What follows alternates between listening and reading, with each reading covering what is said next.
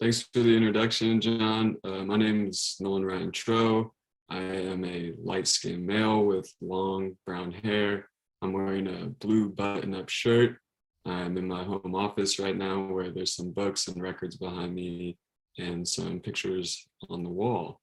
So I'm joining from Los Angeles, and we're here with Nicole Newnum, who is writer, producer, co-director of Crip Camp. So she wears a lot of hats in this process. It's pretty impressive.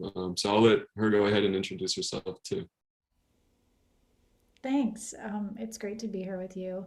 And I am uh, a middle-aged white woman with shoulder-length blondish brownish hair and red glasses. And I'm sitting in my house in Berkeley, California, wearing a black cardigan sweater and a gray t-shirt in front of an orange couch. And glad to be with you.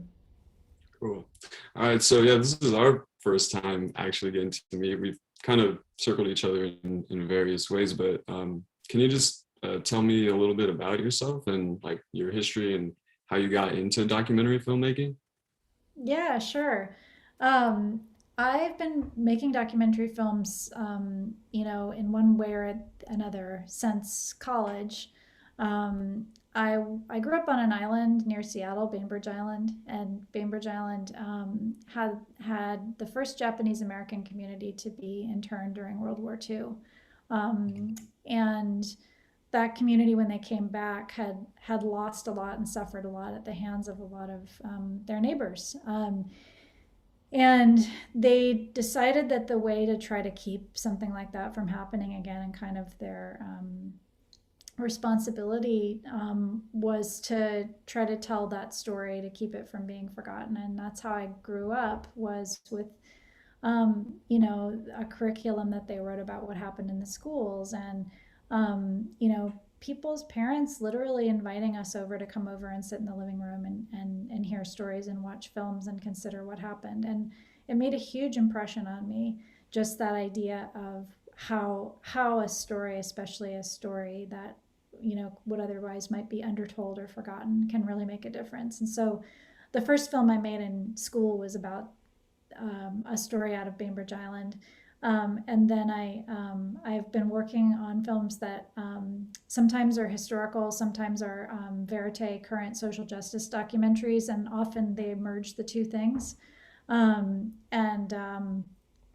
Some of the films that I've done over the last 25 years include Sentenced Home, which was a film following three Cambodian American men from Seattle who were threatened with deportation to Cambodia after a kind of a post 9/11 law change. And then I made a film called The Revolutionary Optimists, which followed a group of young people in Kolkata who were organizing youth to fight for better public health conditions in informal communities there.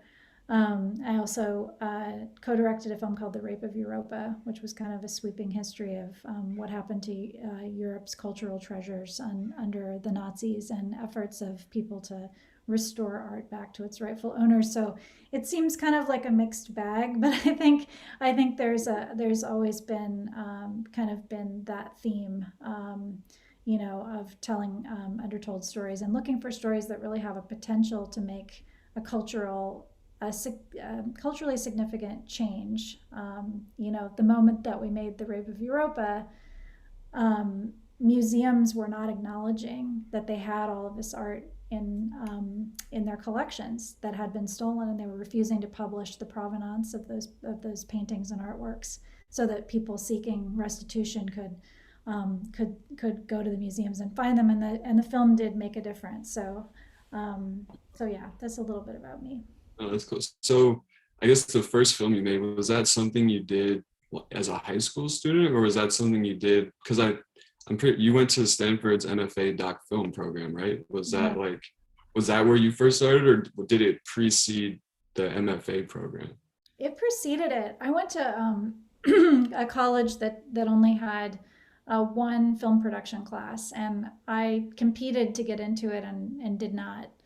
And I was a very shy student, but I went to the professor at the beginning of my senior year and said, "Look, I want to be a filmmaker. This is you have please let me into this class." So somebody dropped out and I got in, and I made that film in that class, and then I submitted that film and got a scholarship to the Stanford MFA program. Right then, now it's an MFA program, but then it was an MA program.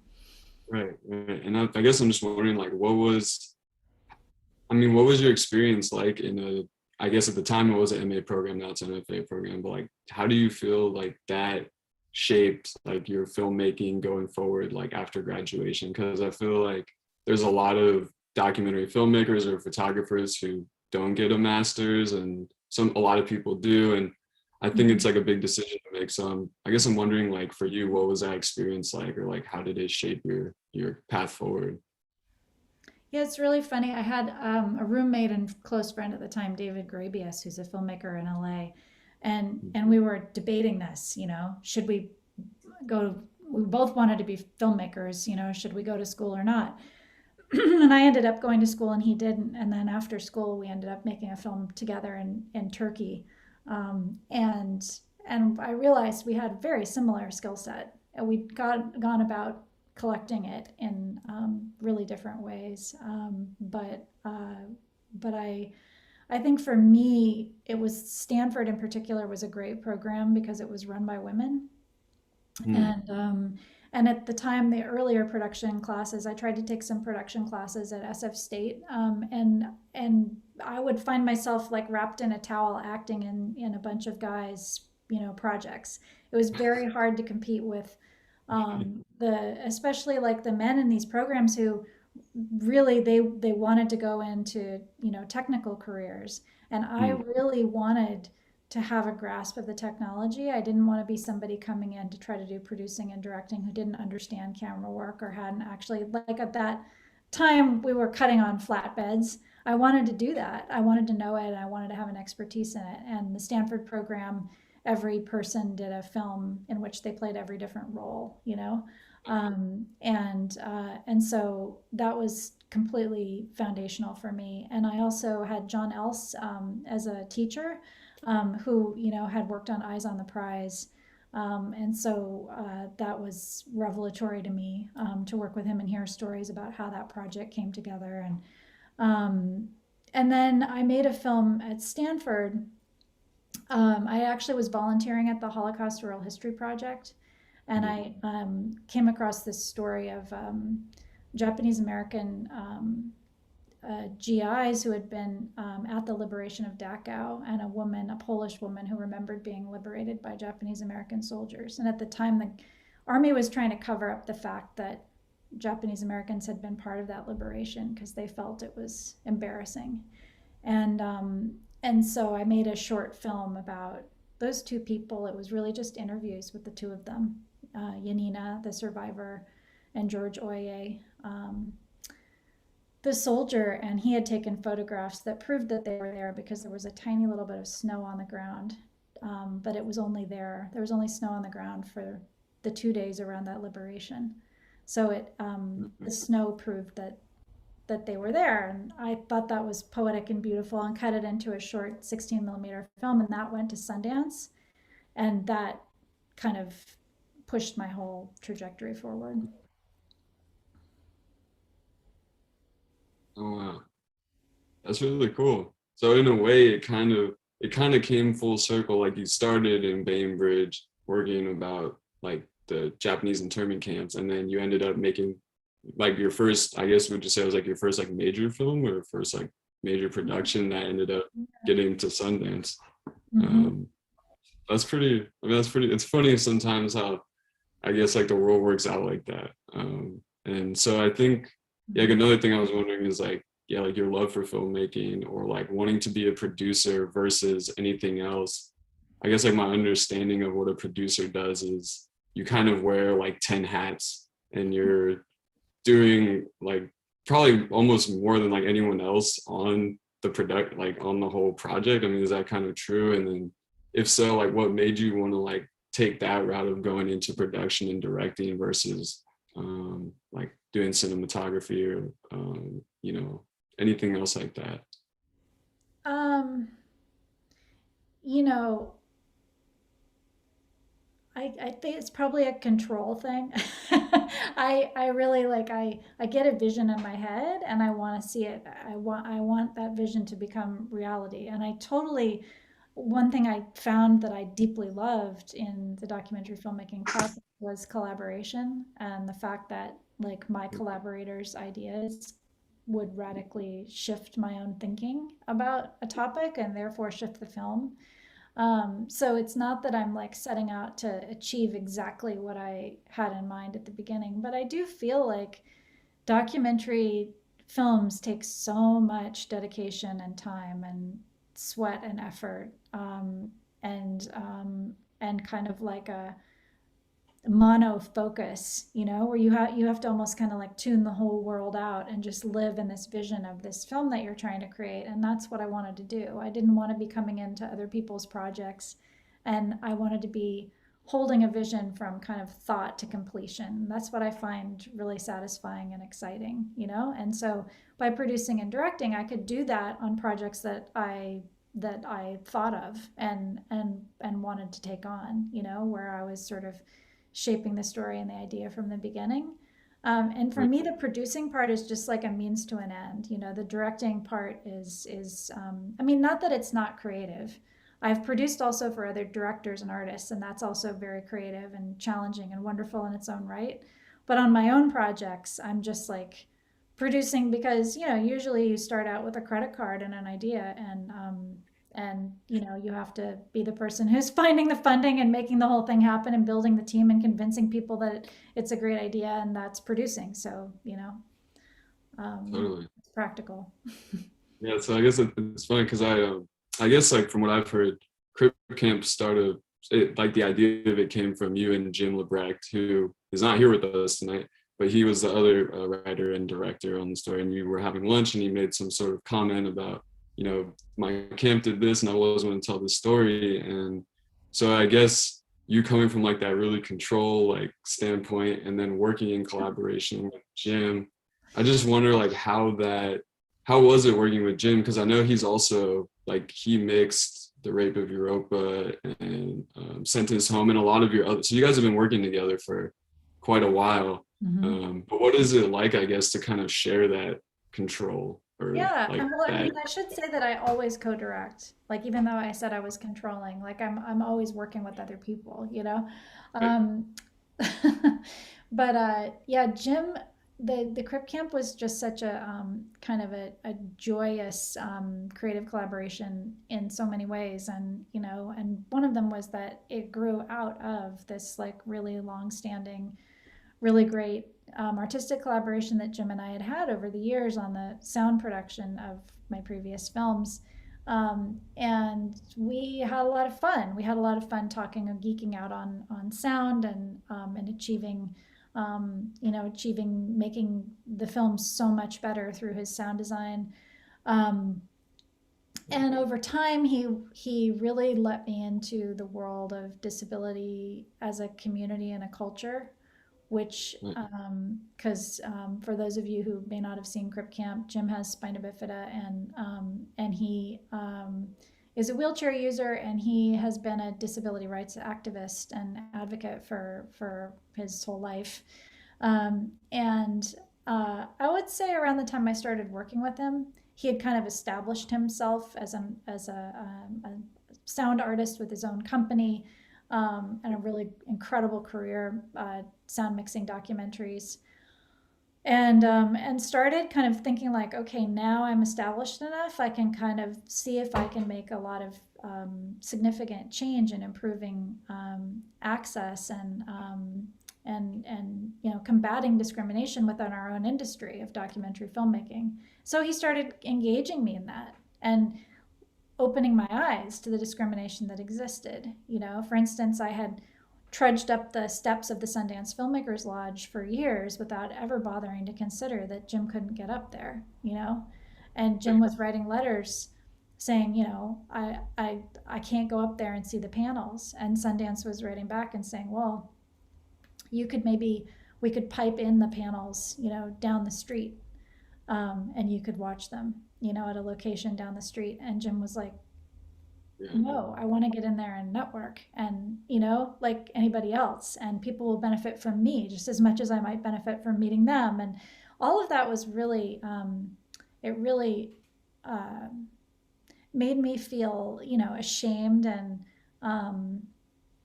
aghast actually at how I wasn't seeing things that way. And so eventually he said, I'd like to take you out to lunch and pitch you some ideas about stories that I think you might be able to have a hand in telling, because I think you have a really big heart and great way of seeing things. And I think maybe you could actually tell some stories out of my community the way we would like them to be told.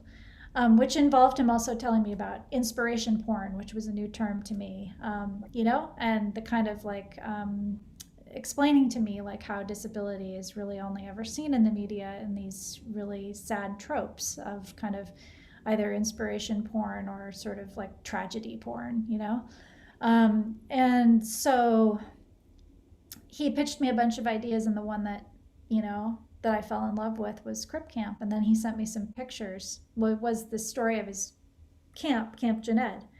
And he didn't really have the idea of the disability rights movement being the arc of the story at that point. It was more just like this incredible camp existed, and a bunch of these people from the camp, went out to Berkeley, um, and what at the camp gave them the kind of bravery or inspiration to head out to California and make a new life for themselves.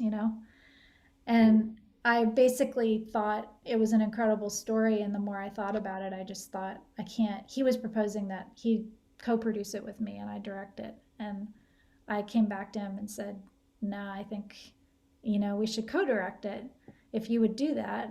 And luckily he agreed. So it was great. Cool. It was good to know the background of that, because I feel like, as at least for me, or I know a lot of other people who are involved in documentary film, like a lot of times we find ourselves working on things that we have like a deep personal connection to, whether we realize it or not, whether it's direct or somehow it affected our life and we didn't really realize it at one point. So I guess with Crip Camp, like you and Jim have had this relationship for a while, and I was wondering like if you had any other like personal connection to disability in your life, like outside of Jim, or like what was it when you heard it? We were like, you know what? I know how much time and effort this takes to make a doc, but this is something that I really like want to dedicate my life to doing for the next, I guess I don't even know how many years it took to make, but I know it probably took quite some time. Um, Yeah, it's funny. I think over time it's become clear to me one of the reasons why I felt that way is connected to my own personal story with disability, which is there's sort of two parts to it. One is that my grandmother was a wheelchair user and lived with our family for a long time, and this was in the 1970s and 80s, and so the world was pre Jim and crew coming out and changing the world and getting wheelchair ramps installed, and so we couldn't take her anywhere.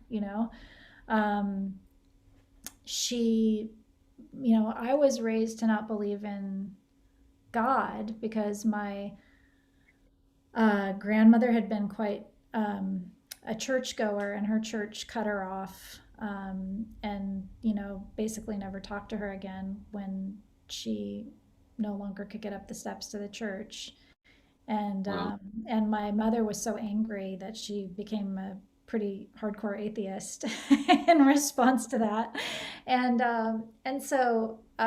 But I think that I experienced all the kind of vicarious pain of all of that discrimination, but I never thought that it was systemic. I always thought it was sort of like our family's burden to bear. And so I could feel how transformational it was to go from thinking of it in that previous way and then thinking of it in that more civil rights, social justice model way. And I thought this story could help so many people have that kind of revelation. And then, secondly, to be honest, well, my mom also, she was a speech therapist, and she worked with families who had deaf infants, and and my dad was a sports writer, which is partially where I got the storytelling thing. But one thing that always enraged me growing up was that people always thought my mom's job was some kind of tragedy. you know, they were always like, would say, "What do you do?" And she would say what she did, and they would go, "Oh, that's so good of you," or "That's so kind of you," or something like that. And just like it was horrible. I saw this whole aspect of her life and of the people that she was working with's lives that people would just completely turn away from and ignore. And yet I would had a window into it, and it was totally amazing and great. So, when I saw the pictures of Camp Jeanette and I saw how much joy there was in them and how fun it was and how iconoclastic and kind of wild and radical and cool and badass it all was. I just thought that's a world I want to live in. And, and I also was just, I was at a point in my career where I wanted to make a film that would be fun, and have music and joy and laughter in it. And I knew that Camp Jeanette had that, and I knew that Jim would be really fun to be involved with, which proved to be very true. And I think it's interesting too how early, I mean, I think now people are becoming more hip to the idea of like what inspiration porn is, or like how people with disabilities have been represented in mainstream society since basically forever. I think it's just now recently in the past like 5 to 10 years that we've seen somewhat of a shift, and even more recently in the last like 3 years. And so like it's interesting because, like you said, on one hand you have tragedy where people with disabilities are just looked at as like objects of pity or misfortune, or you have like on the other hand inspiration porn. And I think like with Crip Camp, I think it is a inspirational film to people, like whether you have a disability or not. But I think that at least for me, it's not inspirational because these people are people with disabilities doing this. Like this would be inspirational if any group of people organized like this and got like laws passed and saw some social change happening. So I guess all of that's to say, when you were thinking about the narrative of Crip Camp and starting with the camp and kind of also ending with the camp and being very aware of like inspiration porn and how people with disabilities have been represented, like what were the kind of conversations you had around that and in developing the narrative? Yeah, I mean, that was like that was our North Star, was staying out of uh, those zones. And it proved to be a lot harder than I think either Jim or I reckoned with. Um, you know, uh, Right.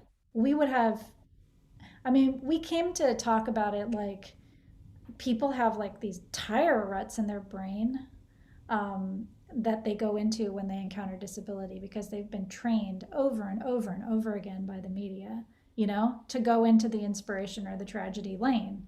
And so, you could just make the slightest little mistake in terms of how long you let one shot play on screen, or what one music instrument in a track that was a little sappy, and people would read the scene completely wrong.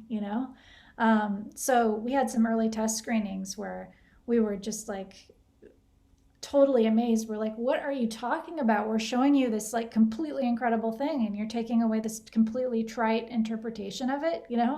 So we started learning tricks and language, cinematic language, that would help us avoid that. Um, and We had a couple of North Star kind of things that we always thought about, but one of the things that we talked about a lot was something we called this, and this by we I mean me, Jim, and Mary Lamson and Eileen Meyer and Andy Gersh, who were the editors. We talked about the spirit of Steve, which is Steve Hoffman, who's one of the characters in Crip Camp, who was a punk. He was pre-punk at Camp Jeanette, but when he came out to the Bay Area, he became really involved in the punk scene and was a performance artist and does kind of a striptease act in as part of that we feature in Crip Camp, to Rocky Horror. And but his whole thing was just basically like, um, as one of our executive producers said, just saying like "f you" louder and louder and louder until people actually heard it. And basically, it's that idea of like, I'm just gonna stand up and for what's right and do my thing and screw you. And so we tried to bring that feeling into a lot of what we were doing, and kind of tried to make sure that every scene had something of the spirit of Steve about it. But like everything we did was calculated in that way. Like Crip Camp, the title, we got a lot of pushback on that. I Um, imagine. and they were like, well, it looks like, if you do a social media search, like high percentage of the time people use the word Crip, they're talking about the gang, and so they're going to be confused and yada yada, and then some people will think it's offensive. And we were like, look, it's a word that's been appropriated by the community in this particular way, and if people don't know that, like, then this film is the opportunity to teach that to them, and people will know that after this film comes out if the film is good. And we just stuck to it because if you one of the suggested alternate titles we got was Judy and the Campers. Can you imagine? Can you imagine No, if Script Camp had been called Judy and the Campers? Like again, like people would have come to the film right. and they would have seen something different, that they had expected to see. And so we just were all about like, can we put the audience back on their heels? Can we put them in a stance of like, whoa, this isn't what I expected, so they can see it the way it was instead of coming to it with those lenses that are so disturbing, you know. That's hilarious though about the title.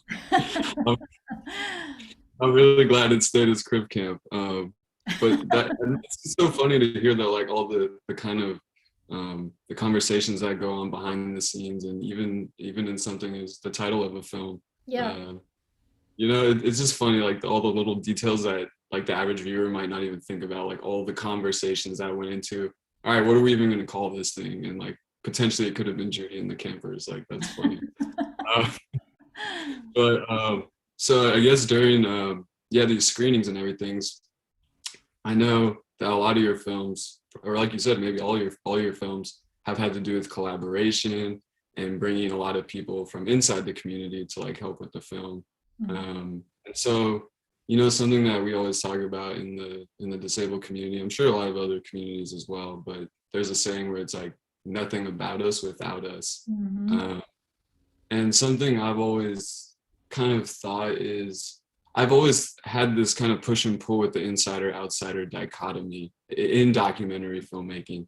Mhm. Um, because I feel like there are things that like only you can see when you're inside in the community, but I also feel like there's also things like for me myself as someone with a disability, there's things that my able-bodied friends will point out to me about something in my life. I'm like, oh, I didn't even realize I was doing that. So I don't know. I've always like kind of toyed with like, I don't know, can it be just all inside or outside, or like, I guess like, how do you see the balance of like the insider and outsider of a community in making a movie like Crip Camp?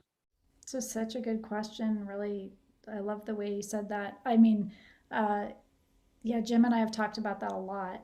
Like, and I would say that one of the really, sorry, I'm just gonna like pull the shade down.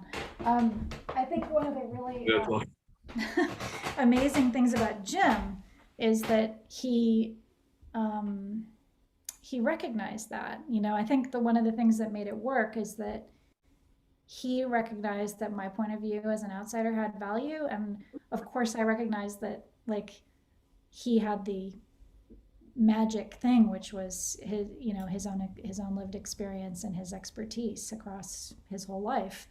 Um, but disability is also so diverse, and there's a line in Crip Camp which really kind of, I think, is something that we had to practice to make the film and the impact campaign successful, which is Corbett O'Toole saying, I don't, I, she uses a wheelchair. That doesn't mean she knows what it's like to be blind. So if somebody who's blind tells her what they need, she's going to believe them and trust them, And we ended up feeling like that was super true of kind of the filmmaking process. Like if people who watched rough cuts of the film told us that something was off to them or whatever, like we had no choice but to like really believe them, you know, because otherwise how would we know? And what's so cool is that in Crip Camp, you know, you see how that kind of um, intersectionality and solidarity really leads to organizing success and the world changing. But it also was part of the ingredient, I think, of us making a good film, you know. And I think for Jim, you know, I admire him so much because it was a hard thing to be kind of making a film about your own life and then trying to step outside it as a director and have perspective on that. And in order to do that well, he had to constantly be open to learning something new about himself by how other people were, you know, like me or the editors or whomever was responding to his story.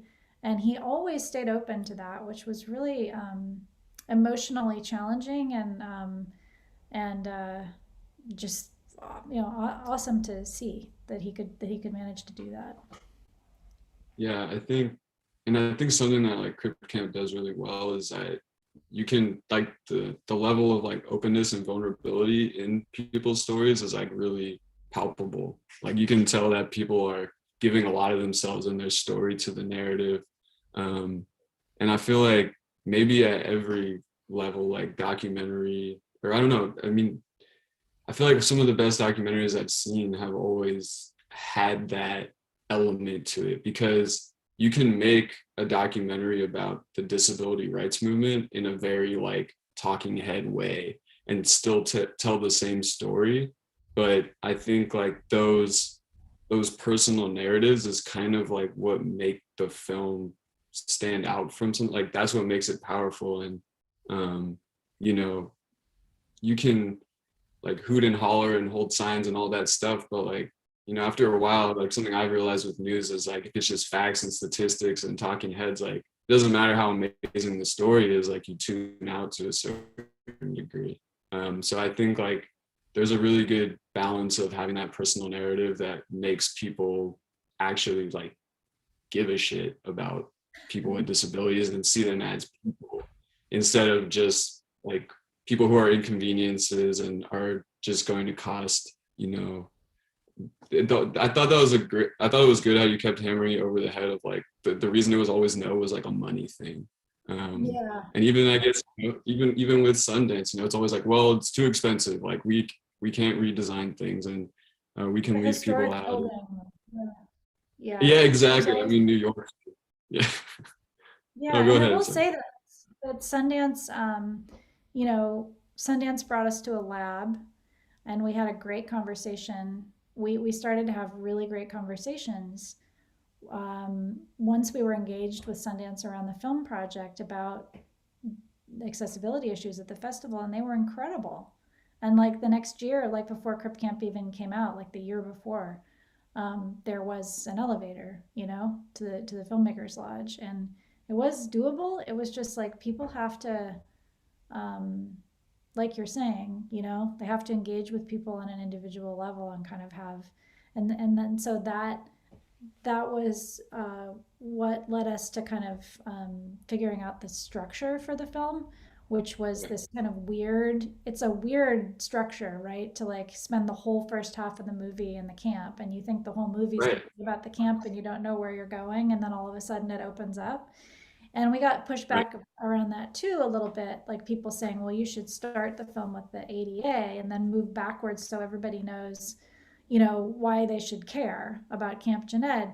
And our feeling was if if we do that, people will think this is a film that's meant to educate people about, you know, how the ADA came to be, and then people would tune out. So our benchmark for ourselves was like we have to make Camp Jened, we have to make people feel like they're going to Camp Jened, and we have to make it just completely like engaging on its own terms, and we have to make people care about all these individual stories of the folks at Camp Jened um, on their own terms.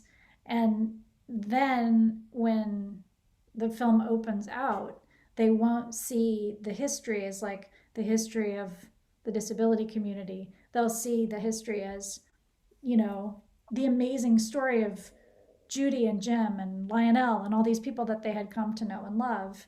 Um, and I think, you know, I feel pretty gratified that we were as successful at that as we were, um, because I saw for myself as we made the film better and better in the edit process, how people went from kind of being like, "Oh, that's really nice," for those folks to like, "Oh my God," you know, this group of people changed the world for everybody, you know, and yeah, uh, but it was hard Yeah, to get there.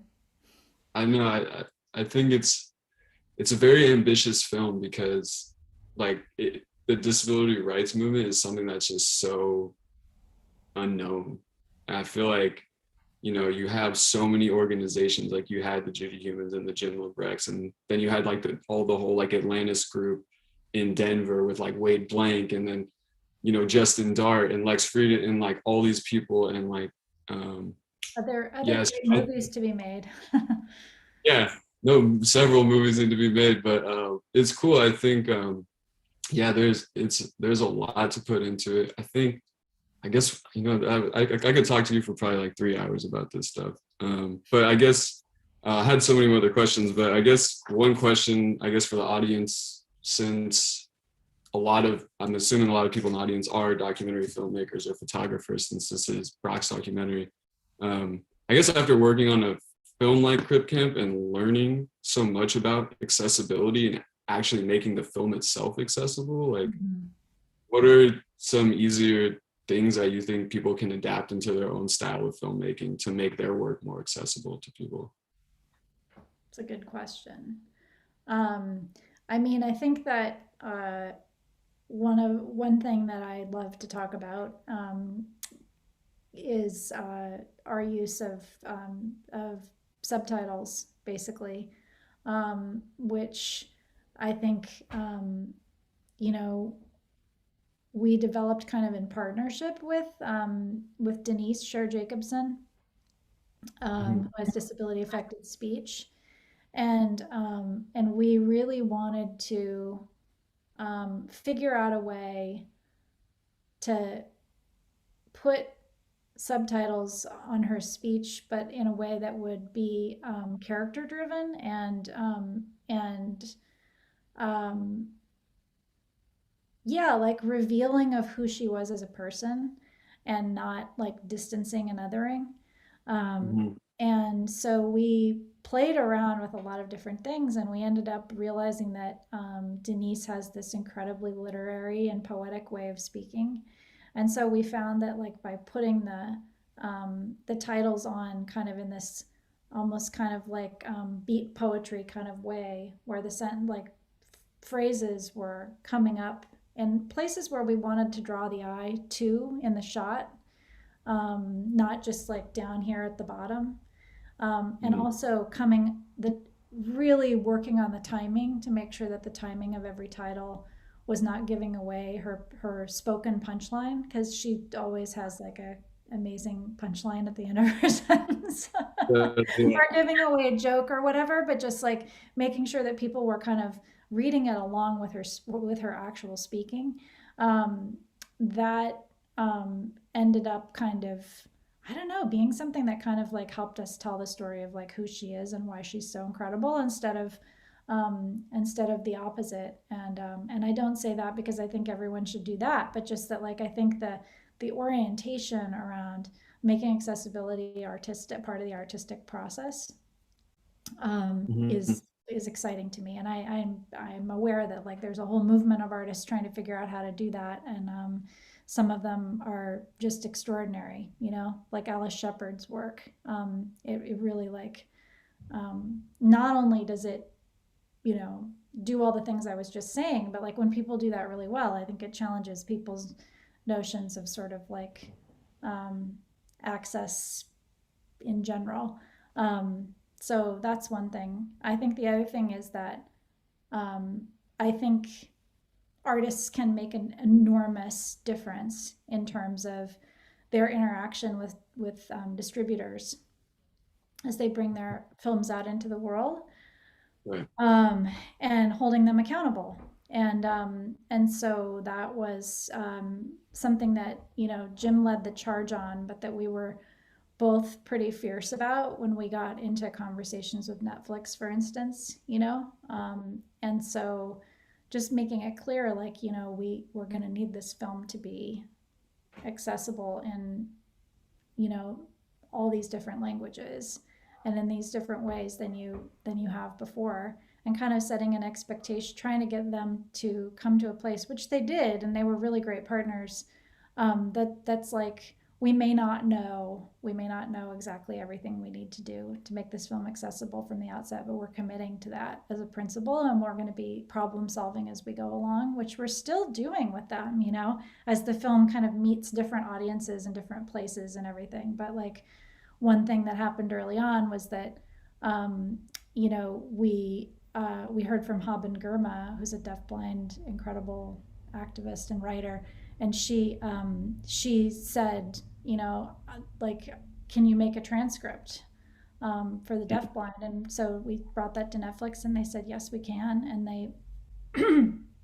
they put it up on their site, so it's accessible to people who come to watch the film. And Haben said that was the first Netflix film she watched, which was like, a great moment for Jim and I. I think that's, it's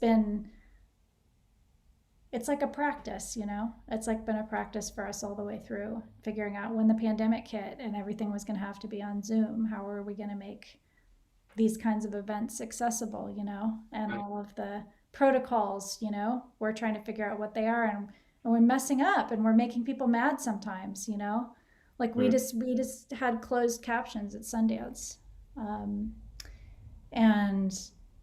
and we were rightfully shamed by an activist there in Salt Lake when the devices broke, which they apparently always do, which I was not aware of. Yeah.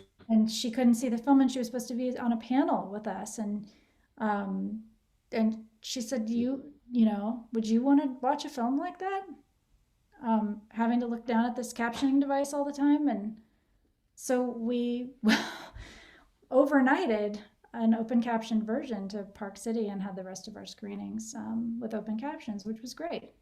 So Yeah. I don't know. I think it's just like taking that philosophy with you and problem solving as you go. Totally.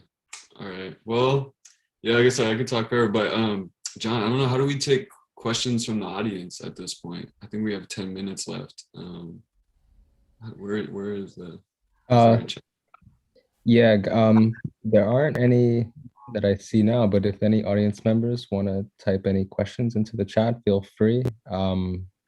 And if you want to continue, Nolan, you can, or we can just sort of wait a moment if anyone wants to ask. But yeah. Yeah, we can wait a minute. I don't know. I know sometimes audience members get a little peeved if there's no space to ask questions, so I don't want to but I guess I'll wait a minute. But if there's no questions, yeah, I mean, it's been great talking with you, and I think that something I'm always thinking about too, even within my own work, is how to make my stuff as universally accessible as possible. Because me, I have a spinal cord injury, I'm paraplegic, so I come from looking at disability from a very like ambulatory standpoint.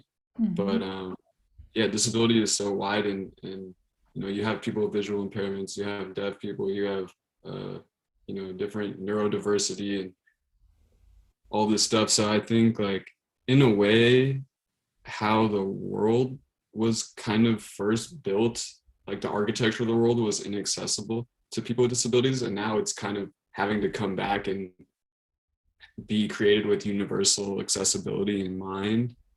I feel like maybe in some ways that's kind of how a lot of institutions are outside, like art, for instance. Like how do you make art fully accessible, like a film? Because a part of it is a caption or getting audio descriptions in the film, which I know is a whole other art form. Or, you know, I think it can even just be like small things, like if you use Instagram or social media, like using alt text or providing some photo description. But I mean, in some ways it does, it is, I can see how, like, if you are someone who's never been exposed to disability, like, and you are a creator, it can seem like it might be a lot to consider. But at the end of the day, like, I think, you know, as creators, we want as many people to be able to digest our work as possible. So yeah, I think, yeah, like, it's cool to see a film like Crip Camp out there that's trying its absolute best to be, you know, universally accessible. Okay, we have a question. Since this is a women's film event, in making the film, Nicole, did you find that being disabled affect men and women differently, their sense of selves or other ways? That's an interesting question. Um, I, you know, I'm not sure I got the expertise to speak on that exactly, but I think what I did find really compelling and interesting in telling the story of Crip Camp was, you know, coming to understand like the experience of sexism and gender discrimination from the point of view of somebody who was also dealing with it with discrimination because of their disability. You know, that was really eye opening to me, and kind of, you know, I would say Denise Sher Jacobson and Corbett O'Toole have both become real, and Judy, of course, they've all become real kind of feminist role models to me, you know, and I see them as feminist activists as well as disability rights activists, and I think it's made me really aware of the lack of disability perspective and representation in women's rights work and the feminist movement, and how much we have to gain and learn, you know, from that perspective. So many of the ways in which disabled women are minimized or discriminated against, just you know, are, I think it helps you see the systemic injustices that we face when you look at that perspective, and you just and brings the responses, the perspectives, the writing, the philosophy, you know, is so rich and important. So that's something that I don't know. I mean, I think it's like you're being discriminated against. I'm sort of like rambling, so I apologize, but um, it's all these different myriads of ways that people um, are being limited or held back because of how people look at bodies that are not productive, quote unquote, or bodies that don't conform to particular um, societal expectations and norms, you know? So by not including those perspectives or ways of thinking that are so sophisticated and fine tuned and powerful, I just think we're missing a lot. Yeah, no, I think that's a good point. I think when you look at any group, I think, yeah, like you say, you know, the thing that's very unique about the disabled community is it's very nebulous. Like, anyone at any time at any place can all of a sudden become disabled. Like, it's like 1 minute you're outside of that community, and then you either get, you know, some like sort of, you can have a disease or a diagnosis, or you get into an accident like I did, and all of a sudden, you know, before, like, you didn't even think about stairs, but then in a second, you know, all of a sudden stairs and elevators become something you think about on a daily basis. Yeah. And so, yeah, I mean, no, go I mean, ahead. that was one reason why we wanted to include the character of Hollinda Lil, who comes into Sundance, who's a recently disabled person, and she the thing that we found so compelling about her story was that she really found herself as an activist and found her full self as who she was after she joined the disability community and became a part of the movement, because she had really been somebody who'd been belittled and looked down upon in the culture that she was from because she was a woman. So that was interesting. Jim and I had a whole wild and weird journey in the kind of like promotion of Crip Camp world, where lots of sometimes people would think that I was the director and he was the subject because I was non-disabled and he was disabled, and sometimes people would think he was the director and I was the assistant because he was a man and I was a woman. And our associate producer at some point said, you guys should have t-shirts that say, this is what a director looks like, with arrows pointing to each other, that you stand up in front of the audience and wear. Because both of us were definitely coming from, positions where we don't look like or seem like what people think a film director should be. And that was really interesting for both of us. Yeah, no, I think that is super interesting because I feel like anyone who uses a wheelchair or has like a visible disability has felt that, or like in your case, being a woman, people might think, oh, well, she's just the assistant, or oh, he's just a subject because he's in a wheelchair. Mm-hmm. And I don't know, I think that's another reason why I like films like this are really cool, because it's a more nuanced way of kind of breaking down those reinforced kind of like learned stereotypes about different groups of people. And I guess, going forward, like, I don't know, I guess we have time for one more question, but so I guess Crip Camp kind of sets a stage for a disability rights movement, or a piece of it. And so like, where does it leave it today, or like, where do you hope people pick up from Crip Camp and continue carrying on the torch, I guess, from there? In terms of filmmaking, you mean, or? Yeah, or even in a rights standpoint, or yeah, filmmaking, creativity. Because the beautiful thing about Crip Camp is it is so narrative, and it is a beautifully like made film, like with all this archival footage, and it's a great piece of cinema. And at the other end, it is like a film that is so much about a movement. So yeah, I guess kind of both. Yeah. Well, I mean, when we were thinking about how do we put Crip Camp out into the world in terms of an impact campaign, we came to we held a big brain trust with lots of different activists from different parts of life from all over the country, and said, what do you think this film can do? Like, how do you think it can make a difference? And we thought people were going to say, like, well, you should put the film out to push for this policy change or that thing. And no, every single person said, actually, what we need places to come together like Camp Jened, where we can have conversations with each other, and where we can meet each other, and where people can see that joining disability community is not has value, and also that there are just kind of like on ramps to finding it and connecting with people. So that's what we did.